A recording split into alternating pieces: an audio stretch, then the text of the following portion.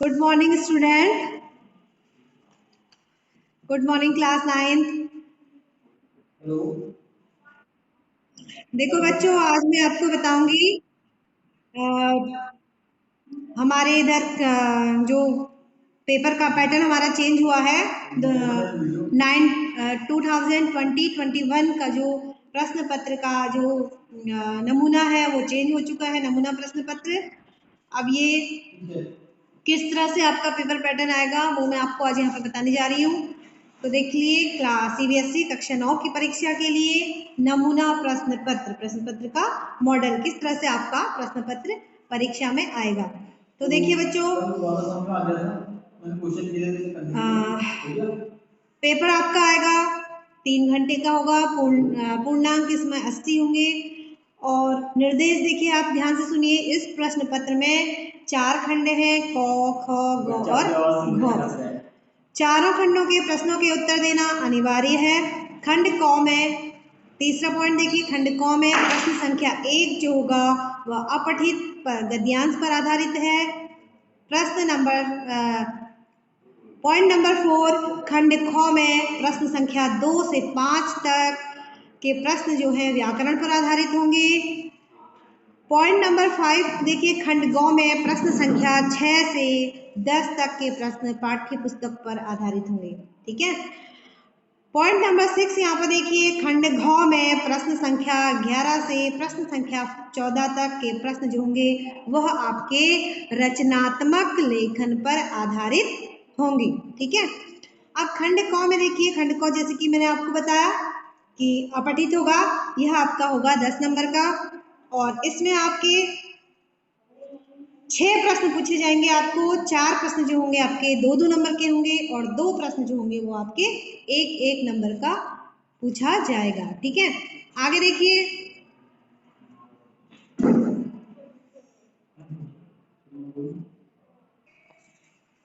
खंड ख में देखिए, व्याकरण खंड ख व्याकरण के प्रश्न पूछे जाएंगे और यह आपका 16 मार्क्स का होगा। ठीक है। इसमें होगा, पहला प्रश्न होगा जो आपका वो उपसर्ग और प्रत्यय यानी कि शब्द निर्माण से आपका ये 4 प्रश्न पूछे जाएंगे जो 4 नंबर के होंगे। इसके बाद आपका तीसरा जो पॉइंट होगा, तीसरा जो प्रश्न होगा आपका वो समास से पूछा जाएगा। समास से भी आपके 4 प्रश्न पूछे जाएंगे। ठीक है बच्चों, समास से भी आपके 4 प्रश्न पूछे जाएंगे। उसके बाद आपका चौथा वाला प्रश्न जो होगा खंड ख का, निर्देशानुसार वाक्य परिवर्तित कीजिए, यानी कि यहाँ पर आपको वाक्य परिवर्तन से संबंधित आपके 4 प्रश्न पूछे जाएंगे। आगे देखिए, काव्यांश पर निहित अलंकारों के नाम लिखिए। निम्नलिखित काव्यांशों में निहित अलंकारों के नाम लिखिए। यहाँ पे आया है, आपको कुछ काव्य पंक्तियां दी गई हैं, वहां पर आपसे उनके उसमें जो अलंकार हैं उनका नाम पूछा गया है। यह चैप्टर अलंकार जो आपका ग्रामर का चैप्टर है, अलंकार व्याकरण है, उससे पूछे जाएंगे 4 प्रश्न। यह भी जो होंगे आपके 4 नंबर के होंगे। ठीक है। अब आता है आपका खंड ग।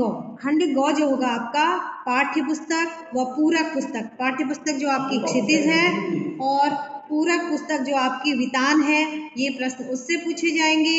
और यह प्रश्न आपके होंगे 34 यानी कि 34 नंबर के ये प्रश्न आपके 34 अंक के ये प्रश्न आपके पूछे जाएंगे। इसमें पहले नंबर पॉइंट नंबर 6 जो होगा वो होगा, निम्नलिखित गद्यांश को ध्यानपूर्वक पढ़कर पूछे गए प्रश्नों के उत्तर दीजिए। अब इसमें आपको क्या करना होगा, एक आपकी पाठ्य पुस्तक से गद्यांश आएगा और उसमें से आपके 3 प्रश्न पूछे जाएंगे जो गद्यांश पर ही आधारित होंगे। आपको गद्यांश पढ़ना है, उसके बाद उस प्रश्न को पढ़ना है और उस प्रश्न को पढ़कर आपको उनका उत्तर उस गद्यांश को पढ़कर देना है। लेकिन बच्चों, हूबहू आपको गद्यांश से ही नहीं उतार देना है। आपको गद्यांश पढ़कर अपने विचारों से उन गद्यांश के अकॉर्डिंग आपको प्रश्न के उत्तर देने होंगे।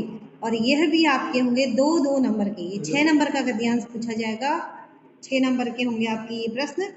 पॉइंट नंबर 7 में देखिए, आपसे निम्नलिखित प्रश्नों में से किन्हीं 4 प्रश्नों के उत्तर दीजिए। अब आपके पाठ्य पुस्तक क्षितिज से 4 प्रश्न पूछे जाएंगे गद्य पाठों के अकॉर्डिंग।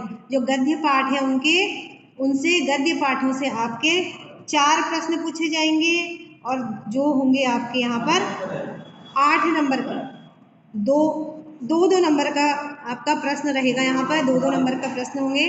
5 प्रश्न दिए जाएंगे, उनमें से आपको 4 प्रश्न करने होंगे। ठीक है, आगे देखिए पॉइंट नंबर 8, प्रश्न नंबर 8 जो होगा आपका, निम्नलिखित काव्यांश को ध्यानपूर्वक पढ़कर पूछे गए प्रश्नों के उत्तर दीजिए। यह आपका काव्यांश एक पूछा जाएगा, कविताओं के आधार पर एक काव्यांश पूछा जाएगा, जिसमें से भी आपके 3 प्रश्न पूछे जाएंगे, क, ख और ग। जो प्रत्येक प्रश्न जो होगा आपका 2-2 नंबर का होगा और इसको भी आपको काव्यांश पढ़ना है। काव्यांश पढ़ने के उसको समझ के आपको उसके अनुसार प्रश्न का उत्तर देना होगा। ठीक है, तो प्रश्न नंबर 9 में रहेगा आपका, निम्नलिखित प्रश्नों में से किन्हीं 4 प्रश्नों के उत्तर दीजिए। अब आपके फिर से 4 प्रश्न पूछे जाएंगे। यहाँ पर 5 प्रश्न दिए जाएंगे, उनमें से आपको 4 प्रश्न करने होंगे। वह 4 प्रश्न भी आपको काव्यांश पर आधारित पूछे जाएंगे। ठीक है, काव्यांश पर कविताओं से संबंधित आपके प्रश्न यहाँ पर पूछे जाएंगे। ठीक है, प्रश्न नंबर 10 जो होगा आपका,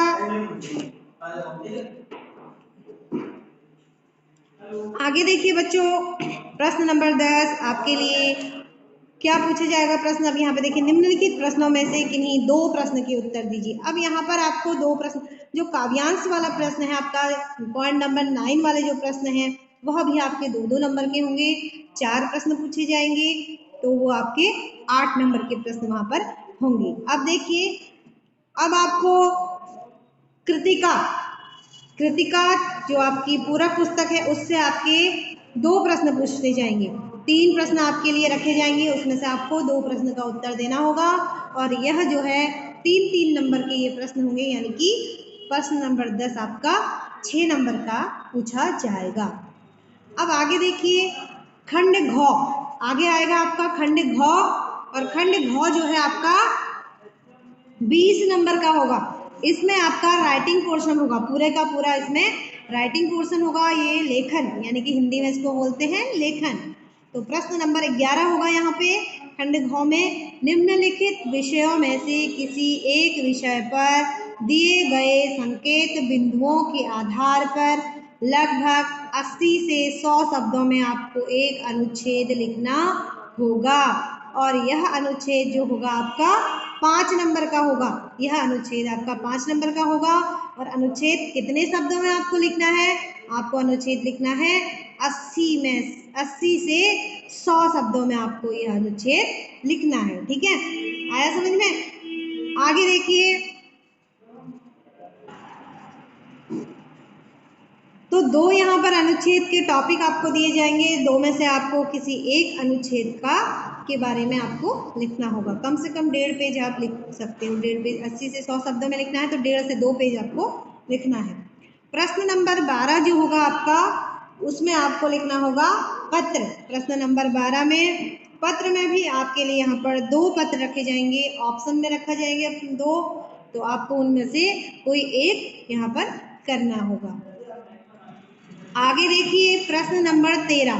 प्रश्न नंबर 13 में आपसे अच्छा हाँ, पत्र जो है, पत्र भी आपसे 5 नंबर का पूछा जाएगा। ठीक है, आगे प्रश्न नंबर 13, इसमें आपको इस संवाद आपसे पूछा जाएगा। इसमें आपको कोई 2 संवाद यहाँ पर दिए जाएंगे, 2 में से आपको कोई एक संवाद यहाँ पर लिखना होगा जो 5 नंबर का रहेगा।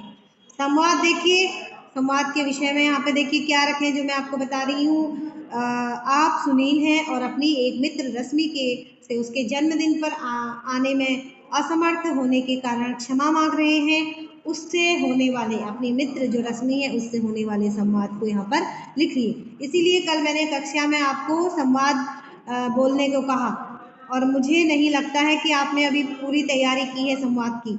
तो बच्चों, ध्यान पूर्वक आप संवाद की तैयारी करो। संवाद अगर आपका अच्छा होता है, अनुच्छेद आपका अच्छा होता है, तो पूरे के पूरे मार्क्स मिलने के यहाँ पर चांस रहते हैं। तो देखिए दूसरा संवाद जो आपसे पूछा गया है, बच्चों का शिक्षा के प्रति कम होता रुझान विषय पर 2 अध्यापिकाओं में होने वाले संवाद को लिखिए। तो इसी प्रकार कुछ भी किसी भी विषय पर आपसे प्रश्न पूछा जा सकता है, किसी भी विषय पर संवाद लिखने को कहा जा सकता है। तो संवाद लेखन मैंने कक्षा में आपको बताया है। आगे देखिए प्रश्न नंबर 14, प्रश्न नंबर 14 में आपसे क्या पूछा जाएगा? प्रश्न नंबर 14 में आपसे एक मौलिक कथा लिखने को कहा जाएगा। मौलिक कथा बिल्कुल नई कथा जो कहीं भी नहीं लिखी है, जो कहीं से भी आपने पढ़ी नहीं है, जो कहीं से भी आपने सुनी नहीं है। अब आप सोचोगे कि ना कहीं लिखी है, ना कहीं पढ़ी है और ना कहीं सुनी है, तो हम मौलिक कथा कैसे लिखें? यह मौलिक कथा जो है आपको स्वयं बनानी है, खुद एक कहानी बनानी है और उस कहानी को आपने लिखना है कम से कम 100 से 120 शब्दों में, यानी कि कम से कम 3 पेज 4 पेज करीब करीब आपने ये कथा लिखनी है। बहुत लेंदी भी नहीं होनी चाहिए, लेकिन आपने जो कहानी शुरू की है बच्चों, कहानी आप ऐसे लिखोगे, आपने जो कहानी शुरू की है उसमें कोई घटना घट रही होगी और उसका अंत जो होगा वो सुखद अंत होना चाहिए, यानी कि कोई एक स्टोरी आपको अपने दिमाग से एक स्टोरी बनानी है, उस स्टोरी को आपने लिखना है और फिर क्या करना है, उसमें कोई कहानी हो जिसको पढ़कर या जिसको हम जब पढ़ें या जो आप लिख रहे हो लिखते समय और हम पढ़ते समय ऐसा लगे कि हाँ अब क्या होगा, अब क्या होगा आगे और इसका अंत क्या होगा। यानी कि कोई घटना होनी चाहिए। घटना यानी कि कोई उसमें एक ऐसा टॉपिक लो जिसमें कोई घटना घट रही है और उसका अंत भी बहुत अच्छा हो रहा है। कहानी का अंत हमेशा सुखद होना चाहिए, ठीक है। ट्रेजेडी वाला अंत कहानी का नहीं होना चाहिए, कहानी का अंत कैसा होना चाहिए? सुखद होना चाहिए, ठीक है। तो आपको प्रश्न नंबर 14 में एक मौलिक कथा, देखो मौलिक कथा, आपको कथा लेखन मैंने आपको पहले भी बताया है कि कैसे कथा लिखनी है। एक कोई टॉपिक होना चाहिए, कोई घटना घटनी चाहिए, पात्र भी उसमें होने चाहिए, पात्र बहुत ज़्यादा ना हो, कम पात्र को उसमें लो, कैरेक्टर्स यानी कि पात्र यानी कि कैरेक्टर्स को आप लो उसमें, ठीक है। आगे देखो, तो यही आपका जो था प्रश्न नंबर 14 में आपका प्रश्न पत्र खत्म होता है, ठीक है। आगे जो भी आपको परेशानी हो आप मुझे वो बता सकते हैं और मैं आपको जब वीडियो भेजूंगी तो आप उसमें कमेंट भी कर सकते हो। अगर कोई परेशानी आपको आती है बच्चों तो मुझे ज़रूर पूछो। पेपर होने से पहले पहले मुझसे सारे जो डाउट है अपने क्लियर कर लो, ठीक है। पेपर के टाइम में कोई कुछ नहीं पूछेगा, पेपर के टाइम में टीचर्स को कोई परेशान नहीं करेगा क्वेश्चन पूछ के, ठीक है, कि आप अपने डाउट उस समय क्लियर बिल्कुल नहीं करोगे। जब पेपर प्रश्न पत्र शुरू होता है, प्रश्न पत्र स्टार्ट होता है, तो कोई भी डाउट उससे पहले आपके क्लियर होने चाहिए, कोई भी डाउट आपके नहीं बचने चाहिए, ठीक है। आया समझ में? ठीक है।